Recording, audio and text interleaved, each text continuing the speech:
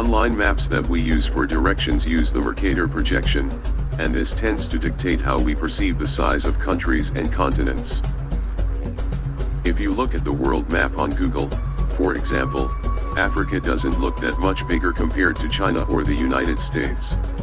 In reality though, it's a lot bigger.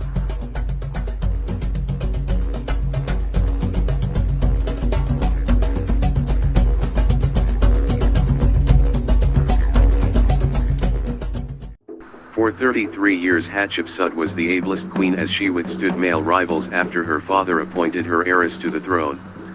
She was the leader of the world's leading nation of the time. To increase her popularity she had spectacular temples and pyramids erected, of which many still stand today. Tai, the Nubian queen of Egypt, changed the course of history. Amenhotep III, the young Egyptian ruler, was so taken by her beauty and intellect he defied his nation's priests and customs by proclaiming her the commoner his great royal spouse. He included her in political and military decisions and treated her as his equal. He was the first ruler in recorded history to believe in the concept of the one God. Akhenaten built the finest city in the desert where he lived with his wife, Queen Nefertiti. They changed Egyptian culture so radically that their impact was felt for centuries. Makeda was married to King Solomon of Israel and was known for giving him great gifts from her famed journey to visit the Judean monarch. She also gave him a son, Menelik, who looked so much like his grandfather that Solomon rechristened him and renamed him David after his father King David. Thutmose was known for giving those he conquered the choice to join his kingdom. For the first time in history the entire Nile Valley, from the Mediterranean to the borders of modern Ethiopia, was united under one monarch. By 743 BC the majority of the Egyptians looked upon Thutmose as the ruler of Egypt and Kush. During his 25-year reign, Taharqa controlled the largest empire in ancient Africa. The numbers and majesty of his building projects were legendary, with the greatest being the temple at Gebel Barkal in the Sudan. Regarded as one of the greatest generals of all time, Hannibal and his army conquered major portions of Spain and Italy, while coming close to defeating the Roman Empire. For more than 2,000 years Hannibal has been recognized for destroying a much larger Roman force while seemingly being trapped. Nefertari is heralded as the queen who wed for peace. While her marriage to King Ramses II of Egypt began as a political move to share power, it grew into one of the greatest royal love affairs in history and ended the 100-year war between Nubia and Egypt. The most famous of 7 matriarchs to bear this name, Cleopatra rose to the throne at 17. In a quest to elevate Egypt to world supremacy, she enlisted 2 Roman leaders, Julius Caesar and Mark Antony.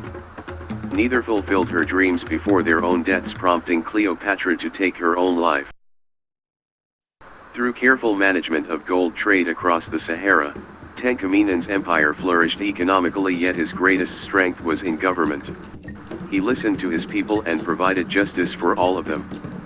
His principles of democratic monarchy and religious tolerance make him one of the great models of African rule. Mansa Musa distinguished himself as a man who did everything on a grand scale.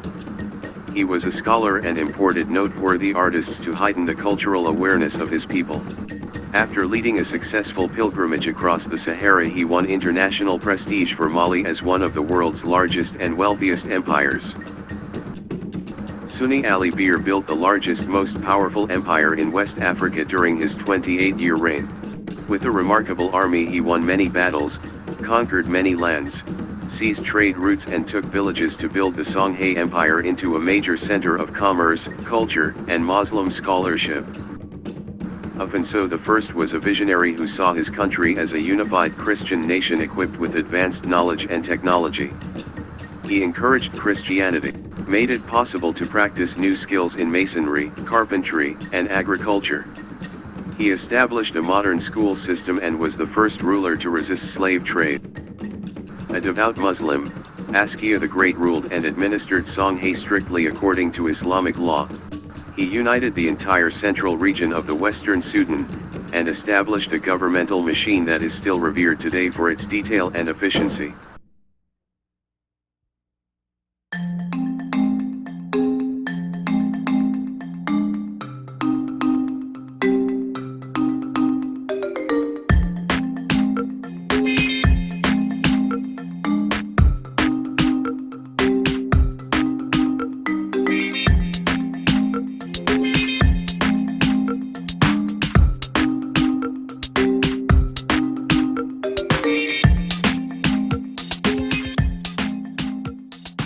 Idris Uluma was a devout Muslim. He replaced tribal law with Muslim law, and made a pilgrimage to Mecca. The trip provided religious and military significance, for he returned with Turkish firearms. After building a strong army, Idris Uluma conquered the Bulala, establishing a dominion and peace that lasted 50 years. Anheuser was an astute diplomat and excellent military leader. After settling disputes and waging long wars, Anheuser allied her nation with the Dutch, marking the first African-European alliance against a European oppressor. A brilliant military strategist, she fought many wars and won them all. Amina is credited with building the famous Zaria Wall. She is remembered today as Amina, Yarbakwe Ta San Rana, meaning Amina, daughter of Nakata, a woman as capable as a man. Hailed as one of the greatest monarchs of the Congo, King Shamba had no greater desire than to preserve peace. Shamba was also known for promoting arts and crafts, and for designing a complex and extremely democratic form of government, which represented all Bushango people. Osei Tutu was the founder and first ruler of the Asante Nation, a great West African kingdom now known as Ghana. He tripled the geographic size of Asante, and the kingdom was a significant power that endured for 2 centuries. Married to the king of Zululand, Nandi gave him a son, Shaka, but was banished because the king's other wives were jealous. Nandi made many sacrifices for her son and raised Shaka as royalty. He later became the greatest of all Zulu kings. Today Zulu people use her name to refer to a woman of high esteem. Mashusha ruled the country he founded for half a century.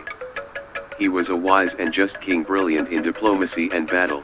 He united many diverse groups into a stable society with law and order. He knew that peace made prosperity possible and often avoided conflict through skillful negotiations. A strong leader and military innovator, Shaka is noted for revolutionizing 19th-century Bantu warfare. Over the years, Shaka's troops earned such a reputation that many enemies would flee at the sight of them. The Shaka's nation now encompasses the present-day KwaZulu-Natal, South Africa. Khama was highly regarded as a peace-loving ruler intent on technological advancements, including building schools, scientific cattle feeding, and the introduction of a mounted police force, which practically eliminated crime. England honored him with approval to remain free from Bechuanaland. After escaping slavery, Yahya prospered as an independent trader. He became chief of his people and eventually king of his own territory, Pabo. Yahya fiercely resisted outside influence, which led to his exile at age 70 to the West Indies by the British. He never saw his kingdom again. When Samori Toure's native Bisanjagod was attacked and his mother taken captive, he was allowed to take her place. He then escaped and joined the army of King Bitaixwan of Turana. He was soon made king and defied French expansionism in Africa, earning the name the Black Napoleon of the Sudan. Andumbo Tembo maintained the Chokwe sovereignty and protected its resources by securing an autonomous territory that severely restricted European access. Andumba Tembo's work allowed the Chokwe to retain their independence. Benhanzan was the most powerful ruler in West Africa at the end of the 19th century. To defend his nation's sovereignty, he maintained a physically fit army. He was a lover of the humanities and is credited with the creation of some of the finest songs and poetry of Dahomey. Menelik joined together several independent kingdoms that were often at odds with each other into one strong, stable empire known as the United States of Abyssinia, Ethiopia. A stunning victory over Italy in the Battle of Adwa in defense of his own country placed him among the great world leaders in history. Nyanda was one of Zimbabwe's youngest and most influential religious leaders. She declared war when the English invaded their country. She was captured and executed for ordering the killing of a cruel native commander. She remains the single most important person in the modern history of Zimbabwe. Queen Mother Yasintiwa led her nation in the last Ashanti War against the British. Her name will always be remembered because of her agitation. The return of Prempeh was converted into stirring demands for independence.